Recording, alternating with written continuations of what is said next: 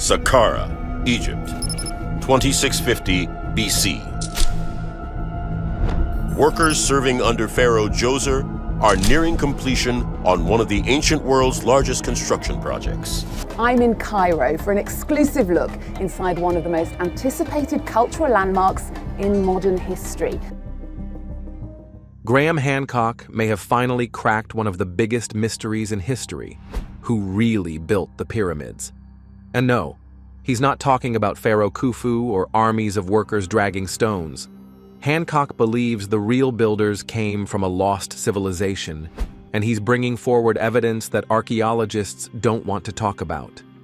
What if everything you were taught about ancient Egypt is wrong? And why would anyone want to keep that truth hidden? And what it is and what it's achieving and why it's so special. When we look at our civilization today, we are fantastic at technology. We are brilliant at science. We can make the best possible machines. Join us as we break down the clues, the cover-ups, and the mind-blowing evidence that could prove it all. Graham Hancock's shocking discovery. After decades of global investigation, fieldwork, and collaboration with geologists, engineers, and historians, Hancock Graham believes he has found real proof that the Great Pyramids were not the work of Pharaoh Khufu and his people in 2500 BC.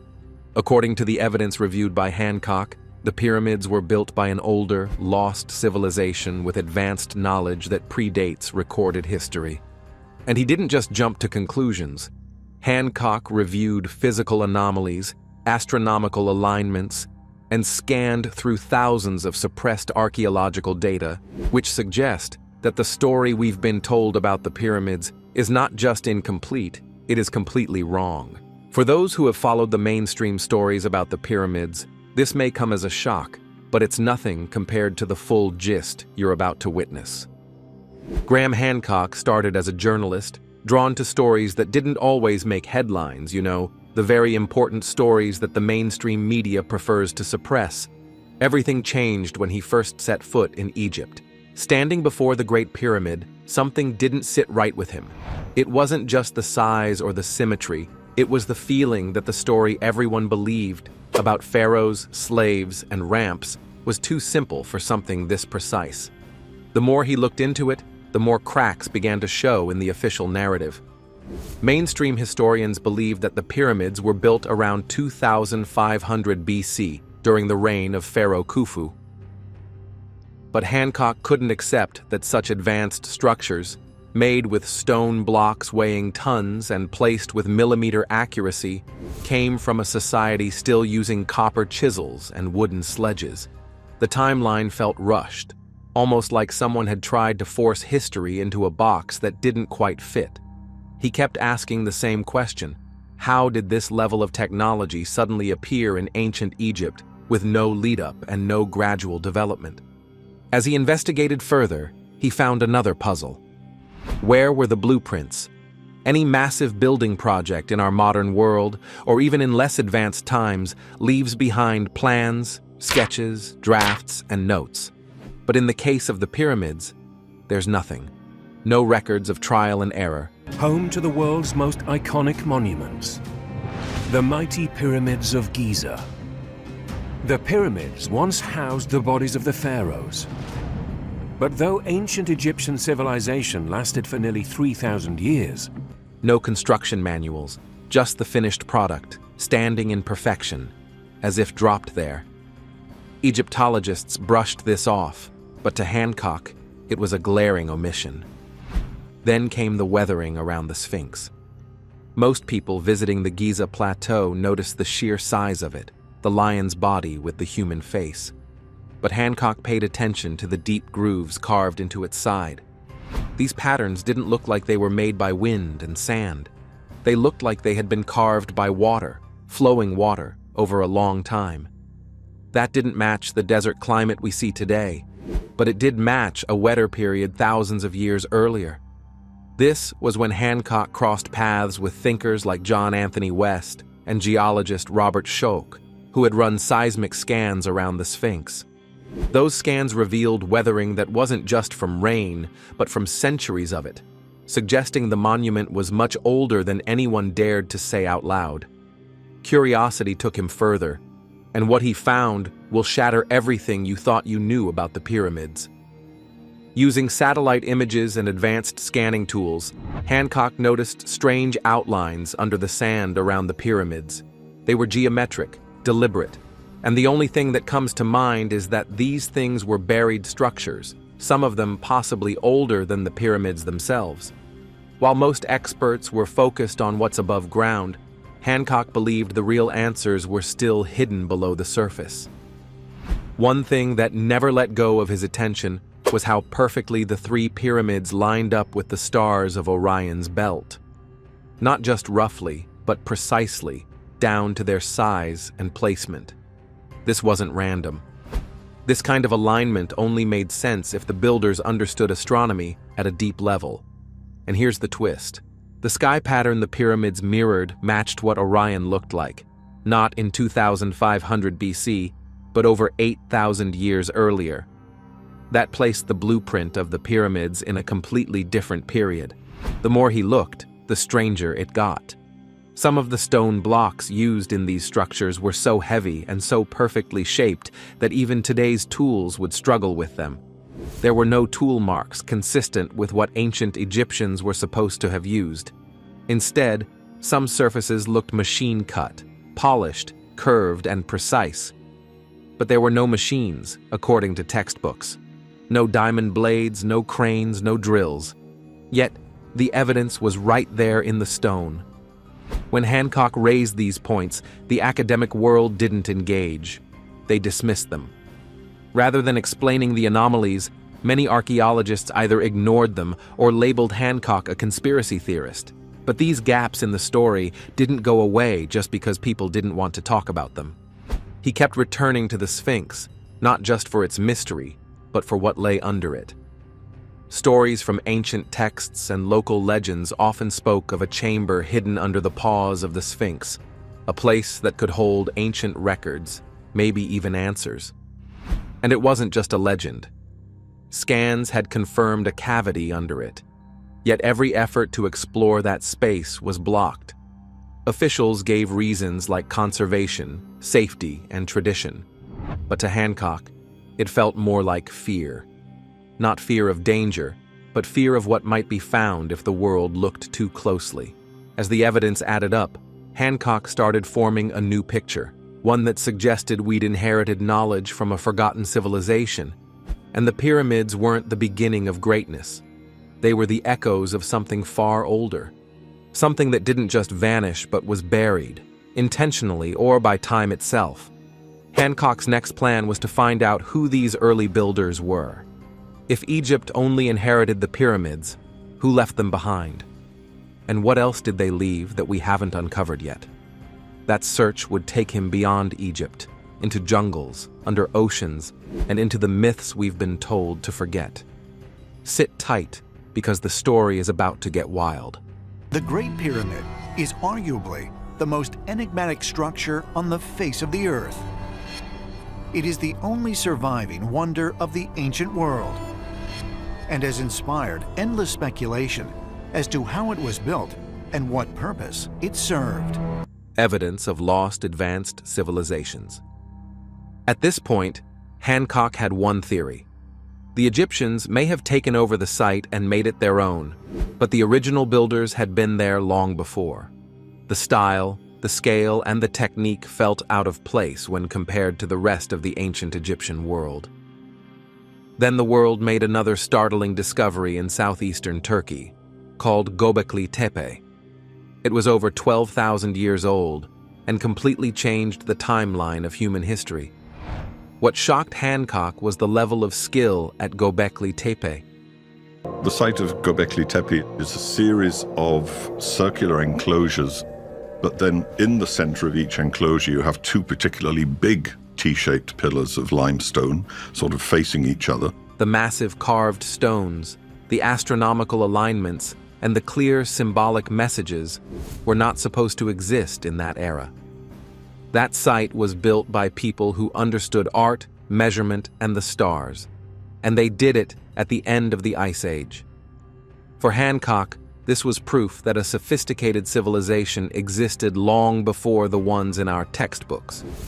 That pushed him to look at the bigger picture. He began to believe this lost civilization wasn't just local. It may have been global. The idea of a seafaring culture that traveled shared knowledge and left behind pieces of its legacy in different corners of the world started to make more and more sense. He called it a fingerprint. Not something you see directly, but something you find when you look closely enough at the patterns. The same types of building techniques, the same astronomical connections, and the same myths kept popping up across continents. But one of those myths stood out above the rest: the Great Flood. Cultures from all over the world tell stories of a massive flood that wiped out an earlier age of man. Those wiped by the flood had built great monuments, possessed deep knowledge, and then vanished after the global disaster. Hancock believed the pyramids and other similar structures were built either by the survivors of that lost world or built using what the survivors remembered. He returned to the Orion's belt alignment of the Giza pyramids. It wasn't random. It was too precise to be a coincidence. The pattern of the three pyramids matched the three stars perfectly, and the alignment worked only if you looked at the sky as it appeared around 10,500 BC. That date sat right at the edge of the last ice age. To Hancock, this was more than a clue. It was a message, a time stamp left behind by people who knew the stars, the land, and maybe even the fate of their civilization. As he followed more of these signs, another strange piece of evidence came up: maps. Not just any maps, but ancient ones that showed Antarctica with no ice. The Piri Reis map, among others, seemed to have details that no one in the 16th century should have had. These maps had coastlines and land formations that only became visible in modern times using satellite technology and ground-penetrating radar. Hancock believed that the source material for those maps came from even older maps, passed down through generations from a time when the world looked very different. You thought Hancock should be tired by now? No, what kept Hancock pushing forward was the strange connection between cultures that never should have met. Egypt, Peru, Cambodia, Mexico. Different places, different people, but similar designs. Pyramids that were built in the same fashion. Temples that aligned with solstices. Myths of gods descending from the sky or rising from the sea. It was almost like these cultures had a shared teacher, a forgotten source that gave them their earliest knowledge before they branched off and developed in their ways. Hancock also made an interesting observation. Stay tuned to find out. If you look closely at the stonework used for the pyramids in places like Giza and Pumapunku, some of the blocks fit together so tightly that not even a razor blade could slide between them. Lie the mysterious ancient ruins of Pumapunku. Spread across a desert plateau at an altitude over 12,000 feet, the megalithic stones found here are among the largest on the planet. Some stones had corners carved in 3 dimensions, polished surfaces, and internal cuts that modern tools would struggle with. This wasn't trial and error.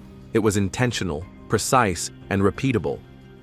Hancock believed these were signs of engineering far beyond what history admits was possible at the time. All of this led Hancock to a hard conclusion. Something had happened. Something wiped out the builders, or forced them underground, or caused their memory to be erased. Whether by disaster, war, or time, their knowledge had been scattered and buried. Hancock believed some of it was destroyed on purpose, because the power that kind of truth holds can shake societies. And in every age, there are always people who fear what they can't control. What remained was just enough to pull the threads together, and Hancock wasn't done pulling. If the pyramids were leftovers from a forgotten chapter, then maybe that chapter continued somewhere else. Maybe more pieces were waiting to be found in places no one expected. That's where we are headed next. Keep watching. Hancock's evidence we're never meant to see. When Graham Hancock began collecting hard evidence to support his theory of a lost advanced civilization, he didn't just rely on myths or alignments in the stars. He turned to tools, scans, and data. On the Giza Plateau, where the Great Pyramid stands, he followed up on an earlier set of discoveries that had been left sitting in silence.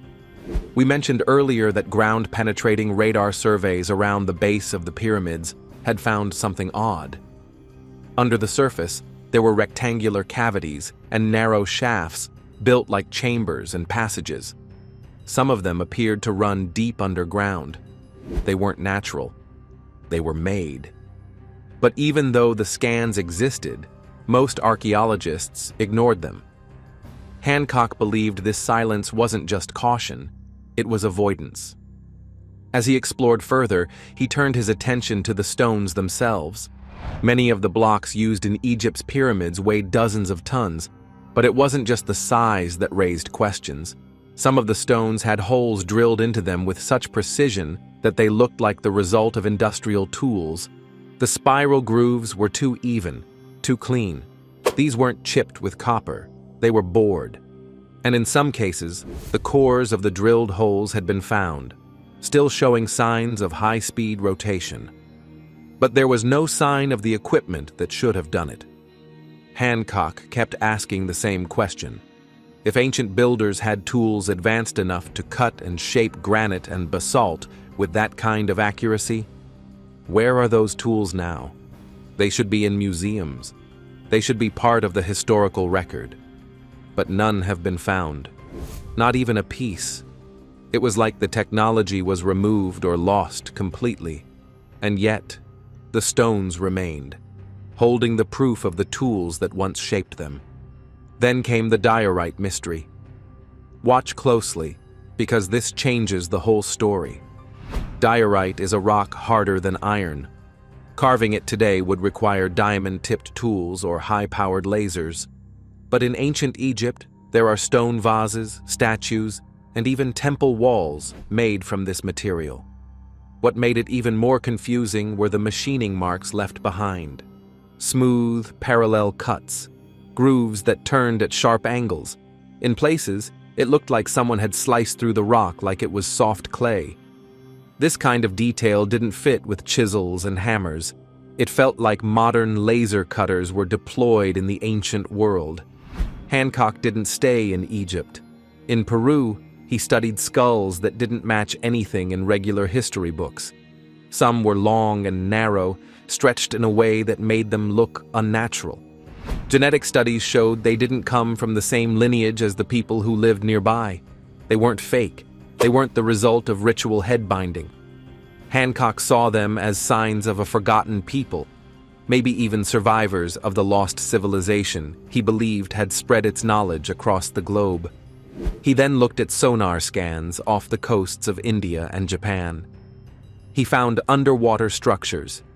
In the Gulf of Kampat, deep under the murky water, researchers had picked up signs of man-made structures, rectangles, straight lines, even what looked like steps. Samples taken from the sea floor turned out to be ancient, far older than anything the history books suggested. Near Japan's Yonaguni Island, huge stone terraces with perfect right angles were found under the waves of the ocean. Some people believe that they were natural, while others disagree. But to Hancock, these patterns were familiar. They matched designs seen on land, built by people. And they were now under the ocean, probably buried during the Great Flood. One of the most mysterious stories he kept following was the legend of the Hall of Records. According to ancient writings and oral stories, there is a hidden chamber containing the records of the lost world. Some said it was under the Sphinx. Some said it was somewhere else on the plateau. In recent years, new scanning technology has brought the legend back to life. LIDAR and thermal scans showed hollow spaces under the Sphinx's paws. But no one had been allowed to dig. The story was always the same. They said it wasn't the right time. But Hancock believed that the reasons are something deeper, and doesn't stop watching, because this is where the story turns dark. Over the years, people began coming forward. Engineers, local workers, and even researchers who had once worked on Egypt's digs. They spoke of discoveries that were hidden, tools that were locked away, and scans that were never released. Hancock listened. He collected their stories and matched them to the data he had gathered. Patterns began to form. It wasn't just neglect. It felt like a quiet decision had been made to keep certain things out of sight. Finally, Hancock returned to Giza with his LiDAR equipment. He didn't wait for permission to question the past. He took readings along the surface and deep into areas where tourists didn't go. What came back confirmed what earlier scans had hinted at. Underground voids, not just cracks or caves, but clear shapes, tunnels, chambers, some with corners and angles, others that followed straight lines. He couldn't dig, but the data was there, and it told a story the world wasn't ready to hear. Hancock believed the evidence had always been there. But now, with the help of technology and brave voices speaking up, that truth has become harder to bury. Still, evidence alone wasn't enough. To understand why the truth had been hidden, Hancock had to look at the systems around the story. What kept it quiet? Who decided what counted as history? The answer is not what you think. Keep watching to find out. Who is hiding true history from us, and why? If you ever wondered why stories that challenge the official version of history get pushed aside so quickly, you only need to look at how Graham Hancock's work has been treated. The moment he started pointing fingers at long-lost civilizations and asking if our ancestors might have been smarter than we thought, the pushback came fast. It wasn't just a debate. It felt more like a campaign to shut him down completely. And the strangest part is how consistent it all is. Every time someone suggests ancient humans knew more than we give them credit for, especially if those ideas don't fit nicely inside the walls of traditional institutions, the reaction is the same. Discredit, dismiss, destroy the idea before it spreads. Mainstream archaeology has become its kind of pyramid. It's layered, guarded, and carefully stacked on accepted truths. The moment you try to remove one of those base layers and ask what's under, everything above it shakes. So rather than risk the collapse of the structure, they silence the question.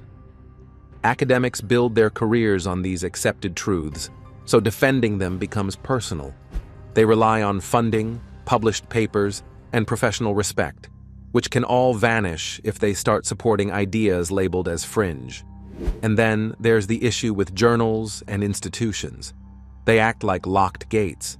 Unless your theory passes through their filters and uses the right language, the door doesn't open. Hancock's work didn't just stay outside the gates. It was laughed at from the other side. Even after he spent decades researching, traveling, collecting data, and engaging the public, he was still treated like an outsider.